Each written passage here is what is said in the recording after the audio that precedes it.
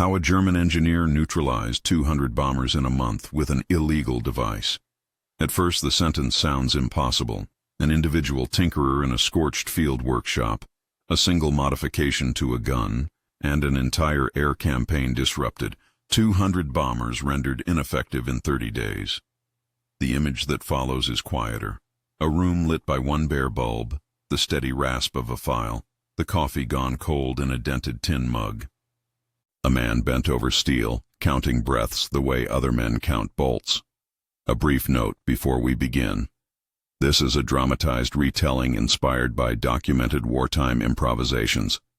Technical details are intentionally non-specific, and the larger tally is presented as the claim and report of the units involved rather than an independently proven historical fact. The front lines where he worked were a place of small catastrophes. Massed bombing runs had become the norm. Squadrons that slipped under the ideal engagement envelopes, that exploited gaps between gun batteries, that turned doctrine into a liability. Anti-aircraft doctrine was tidy on paper. Engagement bands, fuse settings, trajectories calculated for a sky that behaved like the textbooks. But the battlefield is not a classroom. Weather, terrain, pilot tactics, and the rhythms of exhaustion change the math. Shells detonated where they should not. Gunners strained to hit silhouettes that seemed to shimmer and evade. Aircraft that could be downed with perfect geometry continued onward, leaving wounded men and smoldering vehicles in their wake. The problem was not only equipment, it was a mismatch. The weapons available were designed around certain assumptions, and the enemy no longer honored them. Batteries found themselves caught between what their manuals promised and what the sky demanded. The commander who sent the reports wrote in a cramped hand that something fundamental had to change. Either adapt or accept more losses. Ernst Bauer came from a small town where clock gears and rifle barrels felt like family. His father was a machinist. For Ernst, metal spoke a language you learned by ear. He apprenticed as a gunsmith, learned the weight of triggers and the tempering that made steel hold its nerve. In peace, his hands had made precision instruments for farmers and municipal engineers. In war, that small, careful expertise became a kind of dangerous capital. He read trajectories like poems. Where others saw only mass and aim, he thought in terms of speed and encounter angle, of how a projectile met air at a specific instant, and how that meeting decided whether a bomber would carry on or tumble. He believed, more than doctrine, more than authority, that velocity and the geometry of contact could change outcomes without adding more guns. That belief led him to a conviction that would not be sanctioned by headquarters. Sometimes saving lives required bending the rules. He worked at night. The forward positions rarely had proper shops. They had to make do with a hut, a scavenged lathe, a few welding rods, and the ingenuity of exhausted men. Ernst's bench smelled of oil and burnt flux. He catalogued what he had: spare barrels, flanges, an old muzzle device taken off a training piece, scraps of high-grade steel rescued from wreckage. There were reasons why these parts were kept in stores: safety, standardization, legal responsibility. There were reasons why no one would sign off on his idea. The essence of his approach was simple to state and hard to accept in a military bureaucracy. Increase the effectiveness of what you already have at the moment of contact, while making the weapon less conspicuous to the enemy and safer for the crew. He sought to alter how a round met a target, not to invent a new kind of munition. That meant thinking about speed, attitude, and signature, concepts rather than blueprints. He imagined a projectile arriving with a different profile. The contact would be more decisive. He thought in terms of physics, but avoided formulas. Faster, he would say when arguing with an officer, isn't just raw violence, it is timing. His first tests were clandestine. They could not be anything else. If discovered, the charges would be severe. Unauthorized modification of armament, hazard to the crew, a court-martial for endangering materiel. For Ernst, that risk sat heavy next to another imperative: the men manning the batteries, the drivers who hauled shells, the radio operator hit during a strafing run last week. Rules could save armies in peace, he told himself, but in a slit trench you save the man next to you. The workshop nights were methodical and merciless. He refined the piece's profile until recoil shivered less and the barrel returned to aim faster. He worked to reduce telltale flashes and to alter the weapon's silhouette briefly during firing so that attackers could not predict the engagement pattern as easily. He focused on reducing what made the battery a predictable target while increasing the chance that a round, when it met a bomber, did so in the most damaging way. He stopped himself from writing down precise adjustments. He would never leave a manual for others to misuse. He ran blind trials in the early hours when the sky was a flat slate and the sound of distant planes could be mistaken for wind. The first successful test felt like a betrayal of everything he had been taught to respect. The projectile behaved with a different kind of certainty. It cut through an imagined path and produced an effect that was more decisive than the standard pattern. Ernst wiped his hands and did not let himself savor the result. There was no applause in a workshop behind the lines, only a ledger entry, a cigarette stub, and the knowledge that the first time you use an illegal idea in earnest, you change the ledger. Word reached the lieutenant on duty. He was practical and, like many in the field, tired of theoretical debates while his men took casualties. He came at dusk and watched in the shadowed light, his face a map of trench lines and transport details. He could have shut Ernst down. Instead, he folded the night into a quiet pact. "Try it in combat," he said. His assent was tacit. It was not an order. It was the kind of permission that lives in a conversation and a look, and the implicit trust between officers and craftsmen. The first deployment was a study in compressed time. At dawn, a formation of bombers, flying faster and lower than the doctrine assumed, rotated into a run aimed at a supply column beyond the ridge. The battery crew was nervous in the way men are when their hands are both tool and salvation. Ernst stood slightly to the rear, hands empty. He felt the cold edge of fear that has nothing heroic in it. The fear for the men, for the scale of consequences if the weapon failed, and for what would happen if the modification worked and the unit was exposed. Then the drums of engines swelled. The first rounds came down. The modified pieces performed not like a new miracle, but like a stubborn, precise idea fulfilled. Shells met aircraft with a decisiveness the crews had not seen. Hits that would normally only shock a bomber now disabled critical systems. The formation hesitated, then splintered. One plane smoked and made a slow, grief-stricken arc toward the earth. Another rocked and disengaged. The pilots began evasive maneuvers, and the whole run lost cohesion. Survivors later described the engagement as an unexpected and disproportionate cost that broke their rhythm. Reports that night were sparse and practical. The lieutenant sent a message up the line. An unusual percentage of the formation was damaged, prompting the attention of higher command. Someone in the battery wrote in the margins of the logbook, in a hand that trembled, an approximate number of aircraft that coursed back to base visibly wounded. The story traveled fast at the front. Men told it with the surprised quality of a rumor that becomes truth.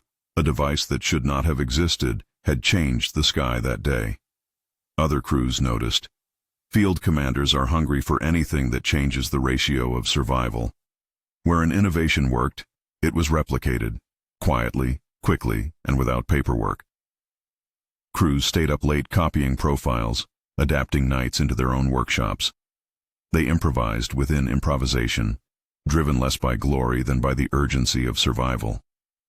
The tallies began to mount, not from a single source but from a practical contagion. When a way of fighting changes losses, everyone pays attention. As the month advanced, numbers accumulated in reports with the same uncertain scrubbing of wartime accounting. Batteries that adopted Ernst's approach reported repeatedly disrupting bombing runs. Pilots and after-action reports described formations arriving on target disordered, suffering damage that prevented subsequent sorties. Some unit logs credited a cumulative figure: 200 bombers neutralized across an operational theater in 30 days. The phrase neutralized was used cautiously. Some aircraft were forced back to base with damage, some were shot down, others were so badly maimed they could not fly again. The tally became a reported fact in the battery communiques. It also became a badge of pride that crews would later argue about in smoky mess halls. Higher headquarters took notice. Reports that suggested an unauthorized alteration of armament could not be ignored. The Weapons Bureau, the civic, orderly body of engineers whose lives were devoted to the safety and standardization of artillery, sent teams to inspect the field pieces. Their orientation was professional skepticism.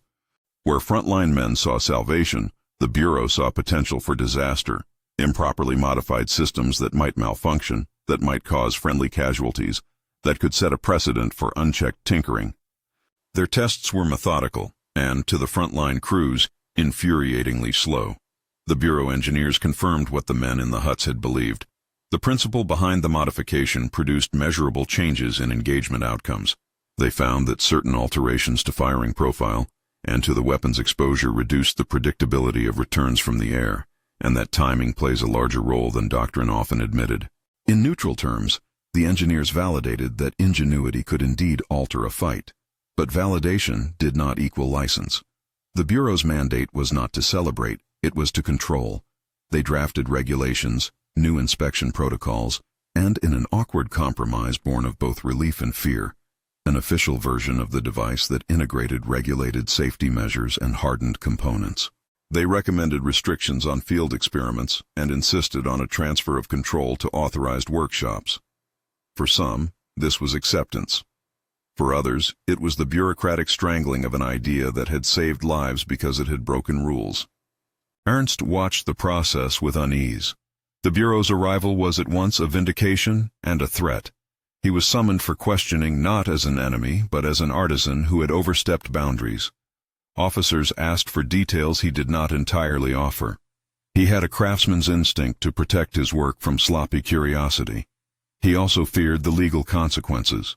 The lieutenant who had given tacit approval stood by him in private, and the battery commander, who had seen his men live when they might have died, testified on his behalf in measured words. The official narrative that emerged was careful. Higher command acknowledged the effectiveness of the principles in controlled trials. They authorized a limited rollout through sanctioned lines and ordered the retrieval of all field-modified pieces for inspection. They also drew lines: no unsanctioned alterations, no ad hoc punishments, and an emphasis on accountability. In effect, the institution attempted to domesticate the genius, to curate it inside cold forms and standardized processes. But the spread had already altered the battlefield. Crews had learned to think beyond the manual. In the short term, the result was a change in air operations. Bomber formations routed against these more unpredictable batteries experienced elevated damage rates and a higher rate of aborted missions. Morale on the ground, which had been brittle, steadied around the quiet competence of men who could hold the sky. The unit claims mounted, and the number that once sounded like a boast, 200, began to appear in after-action summaries and in oral histories. Yet the tally was not only numbers, it was also cost. Several of Ernst's men were wounded in follow-up engagements when enemy tactics adapted. There were bitter days when a battery's effectiveness drew heavier counterfire. The moral calculus shifted from a simple metric of planes neutralized to an awareness of trade-offs. A saved convoy here, a heavier shelling there. Lives preserved in one sense and endangered in another. Ernst carried these contradictions with him. He boasted to no one. When a young loader lost a hand to a later hit, Ernst stitched the boy's sleeve and felt a hatred not just for the enemy, but for the circumstances that made improvisation both necessary and dangerous.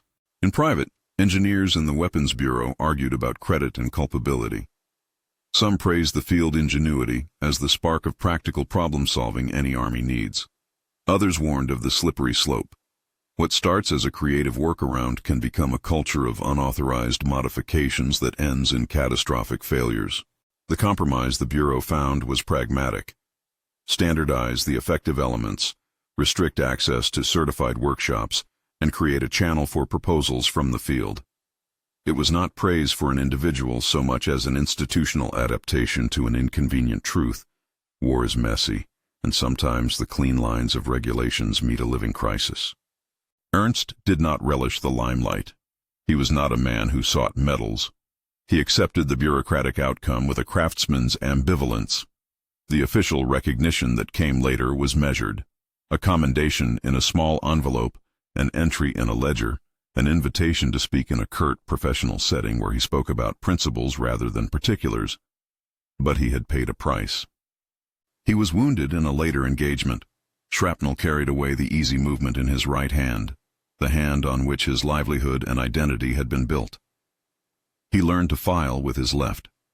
He learned to make small instruments that required patience more than strength. The war took time, youth and faculties. The post-war years took memory. When the guns fell silent and the work of rebuilding began, Ernst returned to his town. He found that the skills that had carried him through wartime earned him a modest position in a municipal workshop. He mended plows, made repair parts for the local school, and taught apprentices the patience of filing a seam until it sings. He rarely spoke of the month that became a tally on a distant ledger. When asked, he answered in a way that escaped both defense and justification. We did what we could, with what we had. He accepted invitations to small reunions but shied from parades. History remembers in strange ways. Official records buried the field story in technical annexes and footnotes. The Weapons Bureau's version, measured, cautious, sanitized, joined 1,000 other institutional narratives. Frontline men carried a different memory.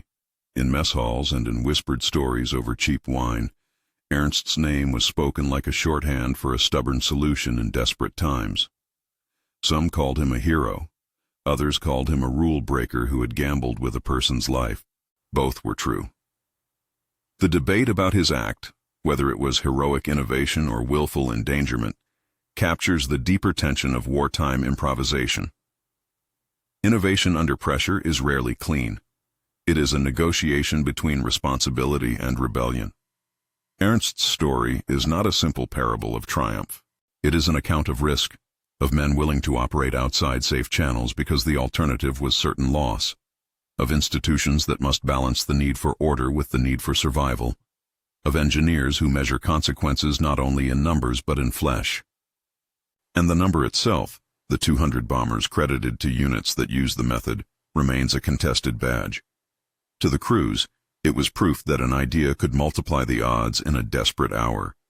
To the Bureau, it was a data point to be analyzed and integrated into safer, standardized practice. For historians and for viewers today, that figure must be read with the caveat that wartime tallies are complex, that neutralized covers a range of outcomes, and that this narrative stitches together reports, recollections, and dramatized reconstruction to convey the human and tactical truth rather than to stake a claim to forensic precision. In the end, Ernst lived the rest of his life away from halls of fame. He died in a small house with a garden where he grew geraniums and kept an old lathe in a shed. Apprentices remembered him for the way he would listen to metal complain before he touched it, for the way he would stop a student mid-gesture and say simply, "Listen." A few veterans came to his door in later years, and they talked about what the battery had done and what the sky had cost. They never agreed completely, and that disagreement was, perhaps, the most honest legacy of all. There is a broader lesson here beyond the particulars of guns and batteries. Under pressure, individuals find ways to bend systems. Those solutions can save lives. They can also create new dangers. The path from desperate adaptation to approved practice runs through scrutiny, through the uncomfortable work of translating a field-born trick into a safe, repeatable method. For every improvised success, there is a follow-up question. Who takes responsibility when improvisation fails?